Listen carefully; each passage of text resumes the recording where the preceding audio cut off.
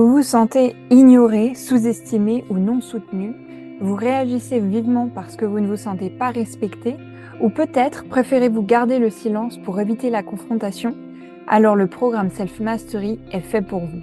Créé à partir de mon expertise en médiation, Self Mastery vous offre toutes les clés pour une compréhension mutuelle dans vos relations.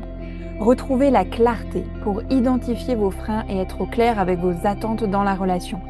Alignez vos désirs avec vos besoins pour attirer à vous les personnes qui sont sur la même longueur d'onde que vous. Et enfin, retrouvez l'harmonie au sein de vos relations en reprenant confiance en vous grâce à un état d'esprit positif et la maîtrise de la gestion de conflits. Vous pouvez choisir de voir que l'inconfort de la crise soit une opportunité d'évoluer incroyable et non un frein. Alors n'attendez plus et rejoignez le prochain groupe de Self Mastery à l'automne 2024. Alors, pour reprendre les questions, j'ai fait les questions plutôt pro juste avant. J'ai envie de prendre quelques minutes pour répondre à certaines questions perso qui me semblent intéressantes à vous donner ici.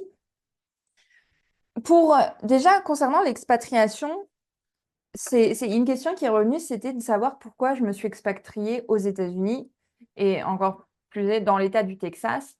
Alors, pour la petite anecdote, il faut savoir que quand j'ai commencé l'anglais en classe prépa, c'était il y a un moment déjà, mais c'était l'année où Obama était élu. Et dans le cadre des classes, des cours d'anglais, j'avais une prof qui était super, un peu hippie, un peu cool, enfin, c'est vrai, qui était top. Et je me souviens très bien qu'on avait un peu on avait un peu fait une étude de la façon dont les États-Unis fonctionnent, avec les différents États, les différentes lois, etc. Donc, évidemment, le Texas avait été mis pas mal en lumière par rapport aux différentes lois qui sont caractéristiques de cet État. Et je me souviens très bien que j'avais toujours dit jamais, jamais, jamais j'irai au Texas, mais ils sont fous. C'est un pays de fous. Et en fait, finalement, aujourd'hui, je vis au Texas. J'adore cet État-là pour plein de raisons, voilà, qui dépassent certains problèmes qu'il peut y avoir ici. Et la raison, elle est très simple. C'est juste que j'ai suivi mon compagnon, qui aujourd'hui est mon mari. Et c'est comme ça qu'en fait, je me suis expatriée. C'était un moment assez charnière dans le sens où, de toute façon, je quittais mon emploi en Allemagne et que je me reconvertissais. Et donc, tout s'est un peu fait en même temps. Donc, j'ai juste saisi l'opportunité et je l'ai suivi. Il n'y avait pour moi même pas la question. Ça m'a pas fait peur non plus de me dire je pars à l'autre bout du monde. Alors, évidemment, c'est jamais anodin de faire un changement pareil, de partir si loin de la famille, des amis, de complètement se réinventer professionnellement et personnellement. C'est un challenge. Après 3 ans, je peux vous dire que c'est encore un challenge, mais il n'y avait pas cette question. Je sais que ça peut coincer beaucoup de personnes par rapport à leur carrière, d'avoir à choisir l'un ou l'autre. Et donc, c'était aussi ma volonté de me mettre à mon compte, de me dire, j'aurais pas à choisir. Et c'est ce qui m'a motivée aussi. Et je pense que c'est ce qui a contribué au fait que je parte aussi facilement. Je n'avais pas une carrière à laquelle je tenais particulièrement. Je me reconvertissais. Je voulais de toute façon changer d'emploi. Et donc, ça a été pour moi, disons, les planètes se sont alignées. Voilà. Que fais-tu en dehors du travail? Qu'aimes-tu? Es-tu créative? Et quels sont tes hobbies?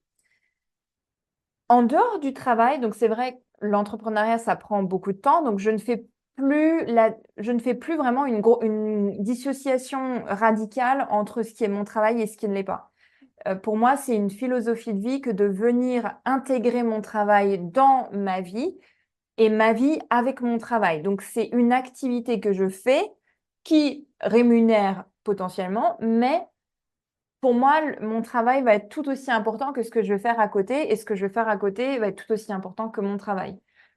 Donc, en dehors de cette activité de médiation, et j'inclus dans l'activité de médiation, j'inclus les coachings que je fais en ligne, j'inclus donc avec mon programme Self Mastery, j'inclus aussi le travail que je fais de volontaire avec l'association.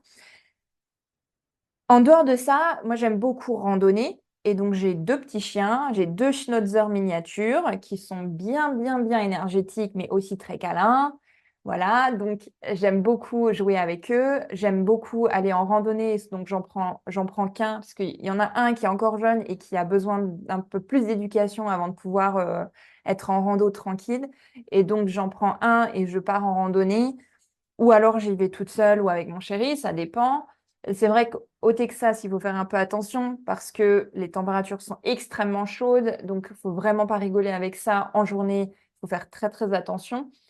Et donc la randonnée, c'est plutôt tôt le matin, voilà, entre 6 heures et 9 heures. Donc évidemment, si j'ai envie de dormir, ben, c'est raté. Mais voilà, j'aime randonner, j'aime beaucoup tricoter, je tricote énormément. Je pense que ma coach m'a même dit que je tricote beaucoup trop, mais je pense qu'on ne peut jamais trop tricoter, c'est pas, ça n'existe pas. J'aime faire des activités créatives un peu variées, par exemple faire un peu de dessin, du coloriage, j'aime beaucoup colorier. Euh, Essayer aussi des activités, par exemple de broderie, de point de croix, de temps en temps, voilà, changer, diversifier. J'aime aussi pouvoir faire des puzzles. J'aime là maintenant, ce qui m'occupe beaucoup, c'est de jardiner, désherber les choses. Alors, désherber, je dirais pas que c'est une passion, mais en tout cas, j'aime pouvoir être dehors et m'occuper de l'espace vert. Voilà, il y a plein, plein, plein de choses. Et au niveau plutôt activité physique, alors il y a la rando, oui, mais j'aime aussi faire du yoga et de l'exercice fitness. Donc, ce que je fais beaucoup, c'est du yoga, quasiment tous les jours. Je mélange aussi de l'exercice fitness du type fente, squat, etc. Du renfort musculaire, voilà, c'est le mot. J'aime aussi pouvoir faire d'autres types d'exercices selon mon envie, si c'est un peu de danse, un peu de ci, un peu de ça. Voilà, j'aime bien tester des choses. Voilà, et puis évidemment, après, aller boire un café, prendre un bon petit plat au restaurant avec des amis, avec mon chéri, ça, c'est toujours appréciable. Et la dernière question, et je finirai là-dessus, c'est plutôt concernant l'État du Texas, du coup.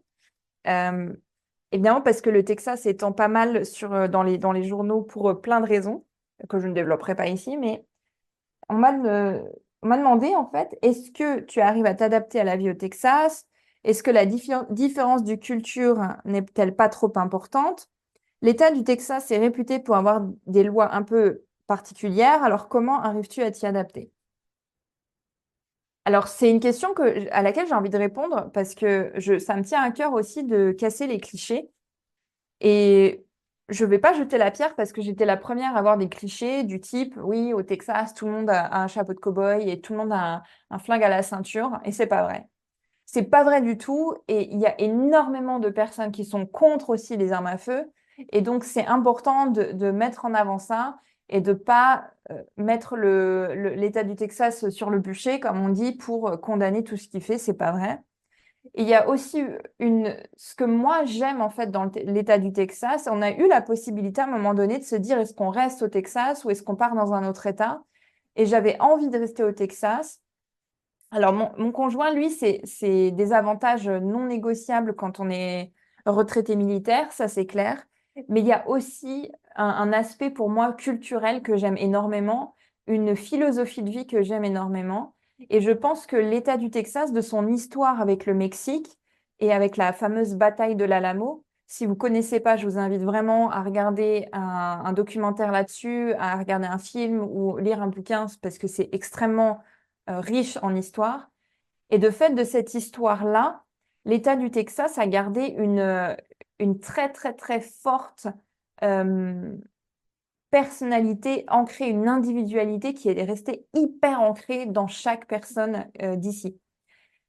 Et il y a cette influence du Mexique, donc il y a quand même cette richesse, cette diversité-là, mais il y a aussi cette fierté du Texas d'être qui ils sont et de défendre leurs valeurs.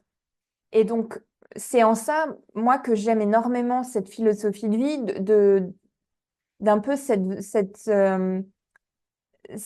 d'être droit dans ses bottes et de défendre ses valeurs. Moi, c'est ce qui me touche particulièrement.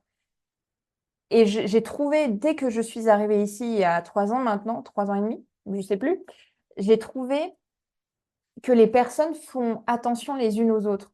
que, je veux dire, on va dans la rue, on va dehors, les personnes se regardent, les personnes se disent bonjour, on n'est pas dans une ignorance de l'un et de l'autre. Hum, Je pense, il y a peut-être aussi la culture américaine hein, qui veut ça. On peut recevoir des compliments très facilement des personnes. Oh, j'aime votre veste, j'aime votre robe, j'aime vos chaussures, votre coiffure, peu importe. Il y a des compliments très facilement. Et je trouve que ça crée un contact très vite. C'est vraiment, enfin, c'est vraiment chouette, quoi.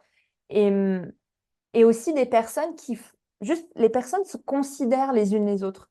Les personnes font attention à leur environnement, à ce qui se passe autour. Du moins, moi, c'est comme ça que je le vis, que je l'ai expérimenté. Et c'est quelque chose qui me change énormément de l'Europe, où peut-être les, les villes sont tellement... Il y a tellement de monde dans un petit espace, et on voit tellement de gens en une seule journée que finalement, on se met dans une bulle parce que c'est beaucoup trop de sollicitations, beaucoup trop de choses. Alors qu'ici, je sais pas, il y a peut-être cette culture aussi d'être plus ouvert, il y a peut-être le fait aussi qu'on ne vive pas dans une grosse ville, même si on n'est pas très loin d'une grande ville, on est quand même éloigné, donc on n'est pas dans cette... peut-être que New York, c'est différent encore, hein. New York, Chicago, peut-être que c'est très différent, mais du moins là où on vit, il y a beaucoup plus de considération, beaucoup plus d'entraide, et ça, c'est ce qui m'a donné envie de rester, clairement. Donc voilà, alors oui, j'arrive à m'y adapter. Niveau alimentaire, clairement pas, mais bon, on peut pas surpasser la France, je pense. Là, c'est pas possible. J'ai jamais pu me faire d'autres aliments que ma bonne cuisine française, que je sois en Allemagne, que je sois aux États-Unis, c'est la même chose. Je continue à cuisiner ma cuisine française, voilà. Alors oui, un barbecue, des burgers, ça m'arrive. Mais globalement, ouais, les niveaux de nourriture, je pense, c'est là où j'ai le plus de mal à m'adapter. Et je pense que clairement, je ne m'adapte pas. Je continue à cuisiner mes bons produits. Il y a peut-être juste une chose qui est importante, je pense, qu'on entend beaucoup, c'est des, peut-être des fois dans les vlogs, sur les vidéos YouTube et tout, des personnes qui disent que c'est pas possible de bien manger aux États-Unis et c'est faux. Clairement, c'est faux. Évidemment, ça dépend encore peut-être une fois dans quel état, où vous êtes et tout, mais clairement, c'est possible de trouver des fruits et légumes abordables, c'est possible de manger correctement. Non, on n'a pas, les fast-foods ne sont pas forcément moins chers, ça c'est pas vrai. Je le sais parce que, alors pour vous donner un ordre d'idée, une fois on avait été chercher, c'était quoi? Bon, je sais plus le nom de l'endroit, mais c'était pour du poulet grillé enfin, du poulet rôti, vous savez, dans l'huile et tout, pour un gros truc pour 2 à 4 personnes. Et on en a payé pour 70 $, je crois. Alors que c'était de la junk food, on est d'accord, hein. C'est juste du poulet frit. Il n'y avait rien d'autre. Allez, peut-être 1 ou 2 paquets de frites, mais c'est tout. Rien d'autre. 70 $. Et approximatif, hein. Alors que nous, quand on va faire les courses, ben moi, j'achète des fruits et légumes frais, avec aussi de temps en temps des choses surgelées, mais en tout cas, j'achète toujours les fruits et légumes. Ils sont quand même assez corrects. Il y a quelques trucs bio. Donc, quand, de temps en temps, selon le produit, j'achète du bio et je ne paye pas 70 $. Je peux vous le dire tout de suite. Donc, je ne paye pas 70 $ en fruits et légumes. Donc voilà pour ce que je voulais vous dire. En tout cas, j'espère que ça vous aurait permis de mieux me connaître, de savoir un peu qui est derrière, quelle est ma vision. Aussi, voilà, c'est toujours intéressant de savoir qui est derrière le micro. Je sais que j'apprécie ça, donc j'espère que vous aurez aussi apprécié.